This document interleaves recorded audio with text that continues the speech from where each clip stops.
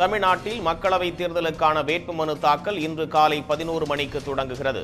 மாவட்ட ஆட்சியர் மற்றும் கோட்டாட்சியர் அலுவலகங்களில் அனைத்து ஏற்பாடுகளும் தயார்.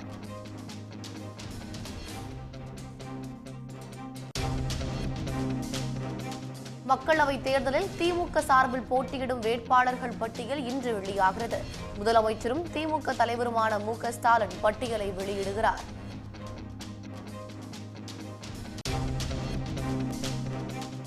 மக்களவைத் தேர்தலுக்கான திமுக தேர்தல் அறிக்கை இன்று வெளியாகிறது. சென்னை அண்ணா அறிவாலயத்தில் தேர்தல் அறிக்கை வெளியிடப்படும் என தகவல்.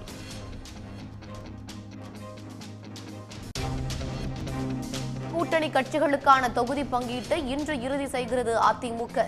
திருச்சி மாநாட்டில் 40 வேட்பாளர்களையும் எடப்பாடி பழனிசாமி அறிமுகம் செய்து வைக்க இருப்பதாக அறிவிப்பு.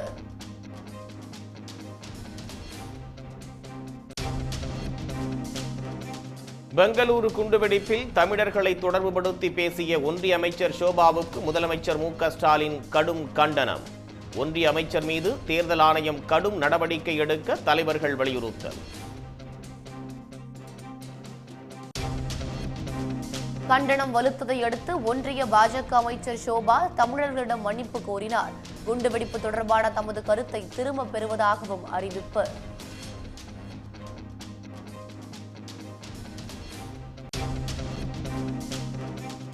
தேர்தல் பத்திரம், தேர்தல் அறக்கட்டளை, நேரடி நன்கொடை என அனைத்திலும் கோடிகளை வாரி அள்ளிய பாஜக அனைத்து வகையிலும் சுமார் 13,000 கோடி ரூபாய் வரை வசூலித்தது அம்பலம்.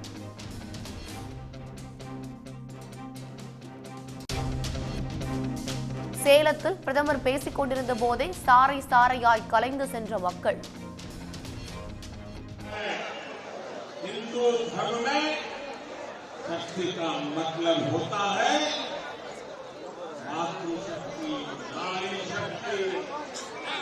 कांग्रेस और डीएमके का इंडी अलायंस कह रहा है वो इसका विनाश करेंगे।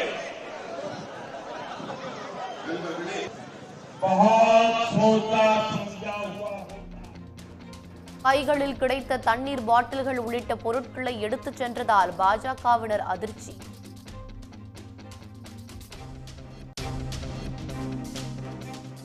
சேலம் பொதுக்கூட்டத்தில் இந்தியா கூட்டணி மீது மோடி கூறிய குற்றச்சாட்டுகளுக்கு திமுக கடும் கண்டனம். பிரதமர் மோடிக்கு தூக்கம் தொலைந்து அடிக்கடி தமிழ்நாட்டில் வந்து புலம்பிவிட்டு செல்வதாக பதிலடி.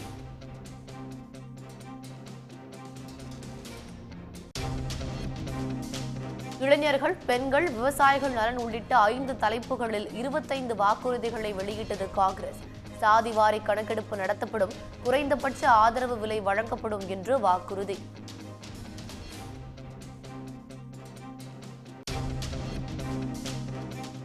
மக்களவைத் தேர்தலின் போது அத்தியாவசிய பணியில் உள்ளவர்களும் தபால் மூலமாக வாக்களிக்கலாம். உரிய ஏற்பாடுகளை செய்து கொடுக்க தலைமை தேர்தல் அதிகாரிக்கு இந்திய தேர்தல் ஆணையம் அறிவுறுத்தல்.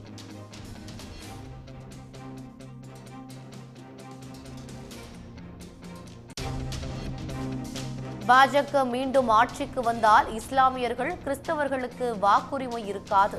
சென்னையில் நடைபெற்ற இஃப்தார் நோன்பு திறப்பு நிகழ்ச்சியில் மதிமுக பொதுச் செயலாளர் வைகோ எச்சரிக்கை.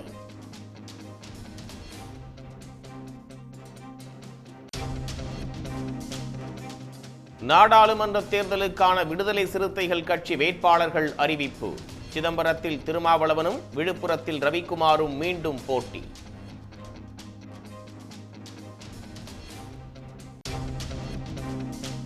வட மாநிலங்களில் களை கட்டு தொடங்கியது ஹோலி பண்டிகை. உத்தரப்பிரதேசத்தில் ஆண்களை கட்டைகளால் அடித்து பெண்கள் கொண்டாட்டம்.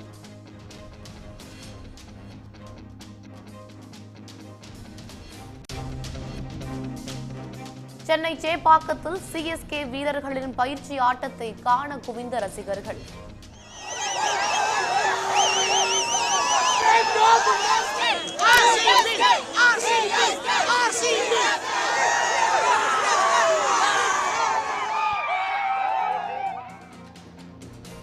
மைதானத்திற்குள் அனுமதிக்காததால் ஏமாற்றத்துடன் திரும்பிச் சென்றனர்.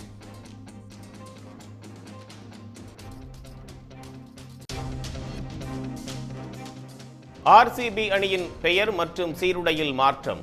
சென்னைக்கு எதிரான போட்டியில் புதிய ஜெர்சியில் களமிறங்கும் ஆர்சிபி வீரர்கள். உடனுக்குடன் செய்திகளை தெரிந்து கொள்ள சன் நியூஸ் பெல் ஐகானை கிளிக் பண்ணுங்க.